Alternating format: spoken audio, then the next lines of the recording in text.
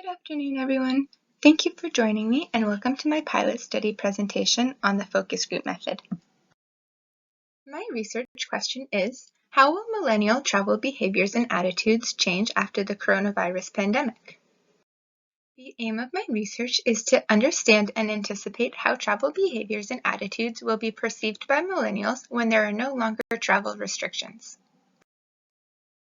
The purpose of my research is to help Canadian DMOs understand how millennial travel behaviors are changing in order to increase resiliency within the domestic tourism industry. I will explore 3 stages of conducting a pilot study. Stage 1 is understanding field research. Stage 2, practicing the method. And stage 3, reflecting on the process. Let's start with understanding field research. I have proposed to design my research using grounded theory to understand the social phenomenon of coronavirus travel behaviors. According to Martin and Woodside, grounded theory can be qualitative or quantitative data. Creswell has a 2-phase design which requires performing a qualitative method and a quantitative method. I have chosen to follow this design to compare survey data with focus group data and interpret how the results are connected. However, given the scale of this pilot project, I have only conducted qualitative data using the focus group method.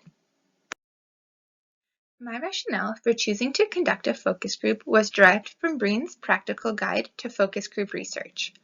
I decided to take this qualitative approach to research in order to make reliable comparisons between groups of people, to learn about actual behaviors of people within this demographic, to get a wider perspective on people's experiences, and to understand recent changes and developments that have occurred over the course of the pandemic since the beginning of March 2020. I was eager to try out this method because I didn't have any practical experience conducting focus groups. I thought it was exciting and knew it would be beneficial to pilot in a smaller, controlled environment for the future of my MRP. I have used 4 primary literatures to support my research and identified gaps, thus requiring research of my own. The 4 literature sources are listed above. Each literature source succeeds in identifying various topics of my research, yet contains gaps to another topic. These topics and gaps include relevancy of the post-coronavirus stage, demographics, and behaviors and motivators. Finally, it was time to practice and pilot the focus group. Let's see what the process looked like. Once I decided to use the focus group as my research method to qualitative data, it was time to select my participants. I selected participants that fit my research demographic of millennials with Canadian residency and travel history. I selected 4 of my friends to invite to participate in my focus group. In my official MRP focus group, I would be concerned of the biases and assumptions that might be made through having a close relationship with my participants. However, since this is a pilot study, I wanted to select participants who I knew I would be comfortable receiving critical feedback from after the process. I initiated an informal conversation to invite each participant to participate in my focus group, gauging interest and scheduling possibilities. I received interest from 3 of my 4 participants, so I proceeded to send them a follow-up email. This follow-up email provided my participants with additional information about my research, as well as a brief overview of the focus group expectations. This indicated the time length, number of questions, and number of participants in attendance. You can see this email on the right side of the screen. I included the ethical consent forms to be signed and returned, making sure to outline that the focus group would be recorded, thus participants could withdraw consent up until the data was collected during the focus group. I ensured confidentiality of my participants and informed them that the data collected would not be used for further study and would be destroyed following analysis and this presentation. I provided 2 potential days for the focus group to be scheduled the following week and asked each participant to respond with availability that suited them. I emailed out a Zoom link once a day and time was confirmed with all of my participants. I also informed my participants that I would be seeking feedback after the focus group to help me with the future of my MRP studies. In the meantime, I prepared for the focus group by creating a schedule and script with my prepared questions. I found a useful resource from the University of Waterloo. This guide had a sample protocol to recite before the focus group started. I planned to introduce myself, outline the purpose of the focus group, and go over basic ground rules. I modified the script to suit my study. The ground rules were helpful to have in place since the study would only be 30 minutes in length. I kindly asked my participants to avoid side conversations to help keep the conversation on track. I had 4 questions prepared, each with possible sub-questions, depending on how the conversation progressed naturally. I had to consider what I wanted to know when preparing these questions. I would start with everyone sharing information about themselves, age, where they were from, and their general tourist behaviors. Since I wanted to understand their travel behaviors and how they would change in the future, I asked them about past, present, and future behaviors and perceptions. I wanted to know how they felt about traveling in the future and if social media ever had an influence on their travel expectations, if it still did, and whether this influence was positive or negative. It was finally time to conduct the focus group. I was definitely nervous anticipating the call, but I reminded myself the purpose of the pilot is to practice and learn. Once all of my participants had joined the Zoom call, I went over my protocol and ground rules and informed everyone that I would begin the recording. Overall, I'd say the focus group was a success. All of my participants were engaged in the discussion and we kept the conversation on track. The focus group lasted the anticipated 30 minutes, with 15 minutes at the end to reflect on the group and discussion. I paid attention to which conversations my participants were most excited and intrigued by. Everyone enjoyed talking about past travel and were excited yet nervous about traveling in the future. I used many of Eva Makuska's tips when conducting the focus group.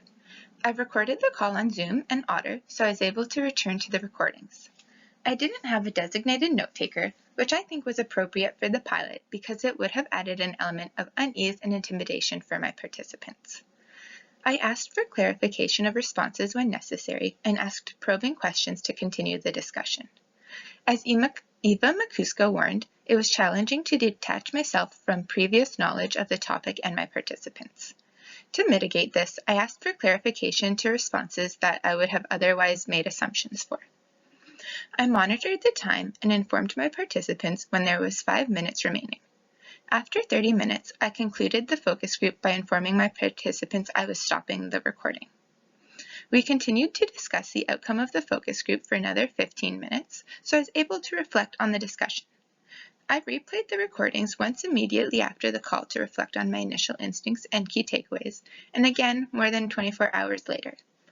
I wrote down contextual notes, overall feelings of the group, and identifiable characteristics such as body language and interest level of my participants.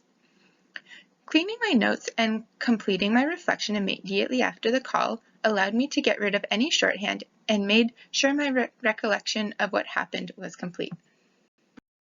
I used a thematic analysis for my research, identifying common themes and keywords. This was the most challenging part of the process, in my opinion. I found a literature by Gavin, 2008, that helped me with this process. She recognized the analysis as 5 stages. Stage 1, compilation, which combines all of the data sets. I only had the one focus group to compile, but I combined my Zoom, Otter, and personal notes together. I also cut confidential information like names and dates. Stage 2 was the thematic overview, comparing all of the themes and cutting out unnecessary information. Stage 3, selective subcategorization, which highlighted and compared all of the inclusion themes. Stage 4, linkage of subthemes, comparing links to all of the themes. And Stage 5, identifying frequency of positive or negative themes. Here you can see my attempt at using the thematic analysis. I would say that this was the most challenging component of this process, and I definitely need more help and practice using this method. I would say my results were inconclusive after just one focus group with 3 participants, but here are some of the main takeaways and keywords. Safety, excited, and nervous. Safety was the most important thing, and there were still hesitations about future travel, especially international, but there were excitements about traveling in the future. Everyone was motivated to travel for different reasons, so their travel instincts were all slightly different. As well as social media had an influence, whether it was positive or negative. I think this analysis is difficult because each participant has slightly different travel history and background, so it's hard to generalize their opinions as you would with survey data. Finally, let's reflect on what we've learned from this process. Overall, I'd say my pilot focus group was a success. I will identify my successes and challenges, starting with my successes. I used Zoom and Otter as my 2 platforms. Zoom worked well because all of the participants were visible in the gallery mode. Recording on Zoom and Otter worked great because I could re-watch the video and transcribe notes to reflect. I considered having a designated note-taker, but decided against it because Breen 2006 said, recording a discussion or bringing in more outsiders can make participants uneasy. Thus, I created a less intimidating, more natural environment. The focus group lasted 30 minutes with 3 participants and an extra 15 minutes to reflect on the conversation and outcome of the focus group without recording. This was the perfect amount of time for the pilot, but my MRP will require more participants, thus a longer session. Since the basic version of Zoom only allows 45 minutes, I will need to find a new conferencing platform. Everyone spoke in a round table, giving each participant the chance to speak and share their perspective. Everyone was engaged in the conversation, and the dynamics of the group worked well together, providing me with valuable information to analyze. Preparing a schedule, script, and my questions in advance was beneficial, but I think I became too dependent on it when I got nervous, which impeded the flow of the conversation at times. Finally, I did a personal reflection with field notes immediately after the call to ensure I recalled the feelings and emotions of the group. Next were the challenges. As I mentioned, I was a little nervous going into the call, which made me rely on my notes more than I would have liked. But I think with practice, this method will get easier. There weren't many technological issues, luckily, but we lost part of the audio at times, and sometimes the time lag meant people talked over one another. However, the virtual call had its strengths and weaknesses, but given the circumstances, it was really the only option, and we worked through them. It was difficult to remain objective and keep my personal thoughts and opinions out of the conversation. I need to learn to ask probing questions without interjecting my opinion. Finally, analyzing the qualitative data with the thematic analysis was new and challenging. This is something I will need to focus more time on during my MRP. To conclude my presentation, I would like to talk about my future considerations for my MRP. I think I would like to continue to use the focus group method because it was effective to collect new ideas and perspectives on my overall research question. I think if I combine it with a survey like the 2-phase design I mentioned, I will receive more conclusive data. I would like to revise the focus group questions to make sure the discussion aligns with the results I'm seeking. Finally, scheduling a larger focus group will require more time to accommodate the participants, allowing longer than a week will be key. This pilot project has certainly gotten me excited for my MRP,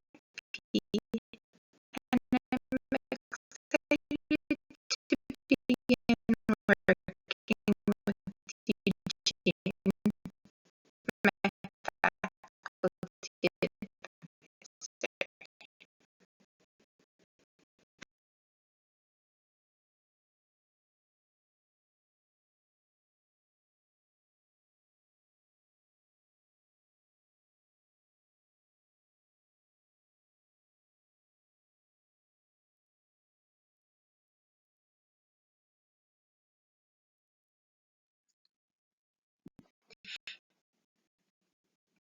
Thank you everyone for your time.